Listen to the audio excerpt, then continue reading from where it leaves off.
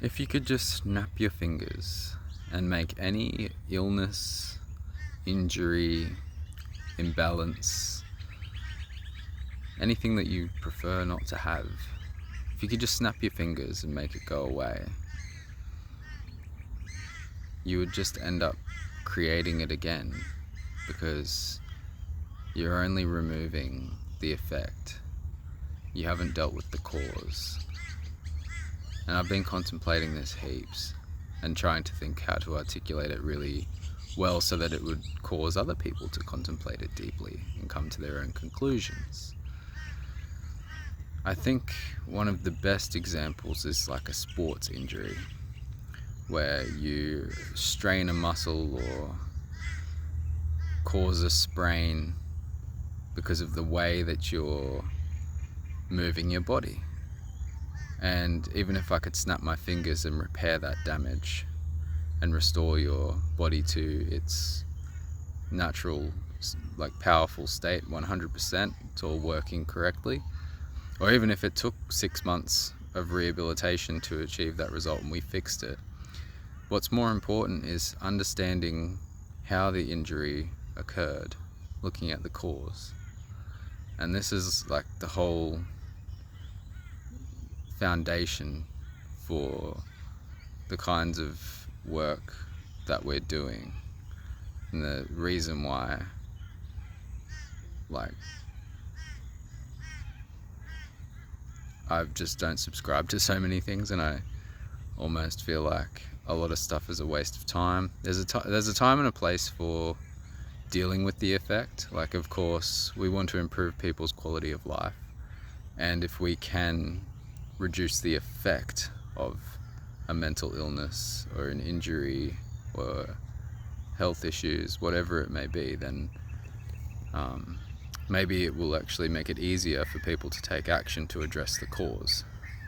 Like, I'm not gonna debate that, like I'm not gonna argue with that.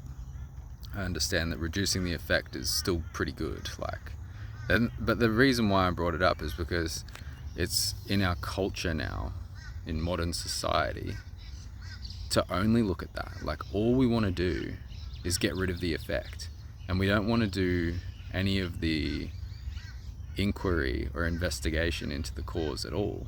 Like, we're looking for a medication or a therapy or some kind of place we can go and be given the solution. Like this, we want somebody to give us something or do something to us or provide us with something that will remove the effect. But there's absolutely no point in doing that in the bigger picture, because you're going to constantly reproduce that effect over and over again until you look at the cause. Like, another really obvious one is like diabetes and heart disease.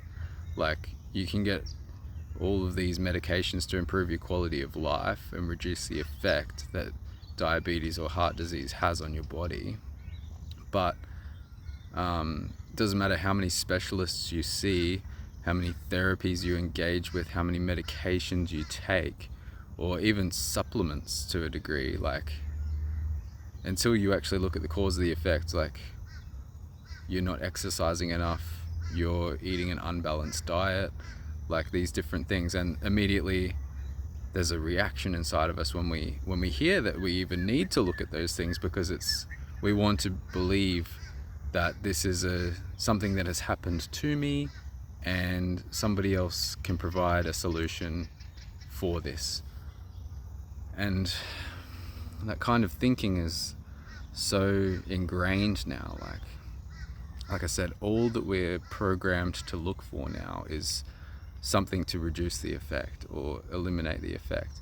And a lot of the options that are available don't do it well. Like, there's medications that we can take to reduce the effect of different imbalances, but the medications themselves then cause more negative effect. And then in some cases, people end up taking medication to counteract the effect of the medication that they're taking, to mask the effect of an issue that could be dealt with if they changed their lifestyle or they looked at more deeply at the cause of what's affecting them.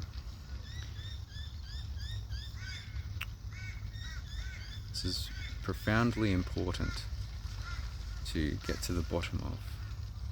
And I know different people at different stages, even myself, there's still things that I'm positive, I'm still masking effects with like easier options, and I'm not, nobody's perfect. Nobody is like living this totally balanced life where they're not causing any imbalances or any dis-ease or any like distress or stress that's then the stress is then causing, these other manifestations of issues and disease and whatever. Like nobody's going to be totally not be causing themselves any ailments, but that's like the other extreme of the spectrum. Like if you were totally balanced and aligned and like doing everything right, and the modern argument is like, why would I bother trying to live like a really clean eating, like exercise lifestyle, like just doing all the things that are good for me when I could just enjoy myself, because I might get hit by a bus anyway. Or I know such and such who smoked all his life and he was fine, and then somebody who didn't smoke got lung cancer, and we tell ourselves these little stories, these little justifications, so that we never actually look at the cause of what's affecting us. And the result, as I observe, not only externally, the people around me, the people that I've been interacting with, the clients that I've had, all of these things, but observing myself, like what happens when we spend our whole lives with these justifications and little excuses and like not wanting to look at the cause of what's affecting us. Like in the past, looking back, I can see my quality of life was shit. Like even as a young man, like in my early 20s, I'd already compromised my health and well-being to such a degree, like, and it's invisible when you're in it because you don't know any different. It's invisible when you're in it because you don't know any different. Like you don't know what a different quality of life feels like because you've only got one life. So when I was drinking 5 energy drinks a day and eating nothing but junk food off the lunch truck while I was a spray painter manufacturing, like putting on weight, just like, and this is just without including all the drugs and alcohol that I was taking almost every day, and on the weekends 10 times more, and the stress from like having that as my day job and then having hopes and dreams that I was pouring myself into after work every day, filming and editing, and weekends like filming and editing while also trying to be in my early 20s and party and do drugs and drink, and like I was trying to fit so much in, like, so my quality of life was garbage, but like I didn't know any different. So I just continued thinking like I've got it all figured out. Like I have managed the effect of everything that I'm deciding to do, mostly by getting fucked up and numbing myself and turning off all of my like awareness of the issues that I was creating. Like I wasn't really managing the effect at all. I just wasn't aware of it. Like that was how I dealt with the worsening of my quality of life. And I was fortunate to become aware, like wake up to myself a little bit and start to make changes and look at the causes of what was affecting me. And it's only after I've looked at the causes and I've changed my lifestyle, I've changed the way that I look after myself, that I've experienced a different quality of life. And now I can compare now to then, and it's just, there's no numerical value that I could put to it. It's infinitely better to be in good shape, to have a sharp mind, to be able to sleep well, to be able to move your body, to be able to express yourself clearly, to be able to have like deep, meaningful relationships, to be able to just it's like mastery over your own universe, your own little universe, your own reality. You can't have that if you're just like constantly masking or trying to treat these effects and you're not dealing with the cause to what's affecting you. It's just so important, isn't it? That's why I'm expressing this right now. This is just my video journal. I'm just expressing what I'm thinking and feeling in the present moment. It's never intended to be advice or guidance. My hope is that as I express my insights and what's emerging within me, that somebody could be watching along, and we're kind of creating this space together where we're contemplating life a bit more deeply, and something inside you might just shift a little bit, and then your journey might unfold a little bit differently. Who knows? Or it could just be entertainment. I could be like an animal in the zoo, just like that. You're just observing me go through all of these things, like, oh, that's interesting, and then you just go about your day, and that's the end of it. Like, whatever your intent is, that has nothing to do with me. But yeah, I don't want to attract, I don't want to make like a drama YouTube channel, or like be all like trying to get people to come and watch. I just want to genuinely express things that are occurring and that I'm experiencing, that I'm contemplating, and like share genuine connection with other people who also think deeply about this stuff. And I can see long term that I will attract like a really cool community of people. I already have. There's already so many cool people here, and we're all living our best lives, or on our way to living our best lives, making these little changes and shifts. I just got really fixated on this, because the thought experiment was simply like, if you could snap your fingers and you could change anything, it wouldn't actually be beneficial, because there are places in the world where you can go and that can happen.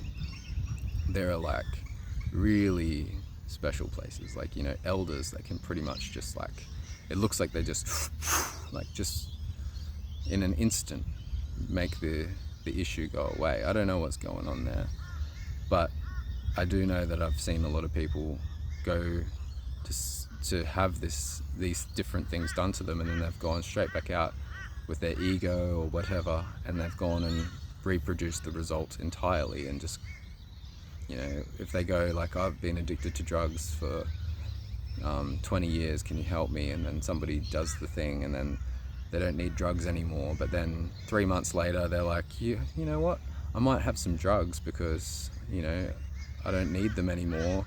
And then they have a little bit, and then before you know it, they're the same person they were before, because they haven't actually taken responsibility for how they created that reality. That's what we're talking about, right? Why did you become a drug addict in the first place? Why did it have such a hold over you? Because that's what we really need to look at. And if anybody's going to do these things for you, or anything outside of yourself is going to do these things for you so that you don't have to go through the process yourself and understand, it's just not going to stick.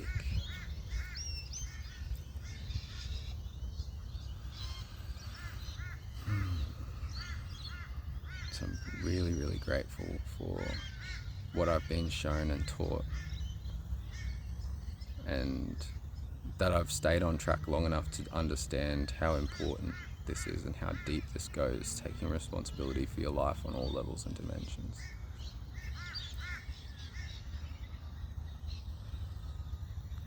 And as I look around at everything that's taking place systemically, even in mental health, because I've got a team now that's just incredible. I found my people a little bit. I never thought that I'd find my people anywhere near mainstream mental health, but I've just wandered into this perfect little team that's it's sort of growing organically. People are being attracted in, and we're having these kinds of discussions that feel totally at the edge of innovation, these ideas. And the most beautiful thing about it is we're all in alignment with the same kinds of thoughts and feelings. We've observed all of this systemic mess and all of these issues that need to be resolved, and we've been slowly, as we contemplate, we start to come to some conclusions. We're having these insights and epiphanies, and then when we get together, and it just so happens that these people are on the same page. I guess that's natural. If we've all been looking at these causes systemically to these effects that are constantly just like governments just throwing money at it. That's how they deal with the effect of these issues in society without looking at the cause. Like, we'll just continue to fund like all of these plans and this NDIS or whatever without actually understanding why this crisis is occurring, why so many people are becoming so dependent on external support. Like, it's just, yeah, it's beautiful, the thing that I've wandered into here. But I'm still, like, I'm not putting all my eggs in one basket either and going like, oh yeah, we'll do all of this work within the mainstream. I'm still very much distancing myself from anything mainstream, like, but I see opportunities to contribute to people who are deeply involved in mainstream, and not only to contribute but also to learn a lot. Like, that's my intent with remaining in the mainstream mental health circles. Like, I'm observing and I'm learning, I'm seeing what's not working, I'm understanding how people are becoming stuck, and I'm becoming very aware of why they're becoming stuck, because they're being promised this solution to their problems, but these solutions are all based on effect. There's very few organizations and individuals out there that are looking at really getting to the cause of these issues and making significant, long-lasting changes to the quality of life of these participants. So I'm observing all of that, I'm learning, I'm figuring it out, and I see the motivation for people to constantly be attracted to this government support, NDIS, mental health, because it's so, for one thing, it's where all of the money and the funding is. It's where all of the resources are allocated. There's no resources allocated to the kinds of things that we're doing that are dramatically shifting people and communities. And one of the reasons for that is because it doesn't make sense financially and economically to like make big dramatic changes to systems, because it has a ripple effect that isn't pleasant and it isn't comfortable, particularly for people who are benefiting from things remaining the way that they are financially and through accumulating more power. So how do you gently and, you know, almost invisibly get into a society that's so sick and just gently make changes to like just little individual pieces of this system, like, and that the individual pieces are the people. So how do we just like gently remove one by one these people from the system that's only looking at the effect, and just gently bring them over here and help them address the cause of what's affecting them, so that they no longer need this system over here, that they can no longer be dependent on NDIS or any kind of government provision. Like, and then like just slowly, it's almost like you know, like a tunnel out of the prison, and we've made this one tiny little tunnel, and like there's a billion prisoners in the prison, and just like every week we can sneak one person out very carefully and make sure that we do it delicately, because like they're malnourished and they don't have all of their needs met, and they're all fragile, and they need support to, like, once we get them out, we actually need to make sure that they're safe and they can reintegrate into society and make their own contributions and stuff. Like, we can't just like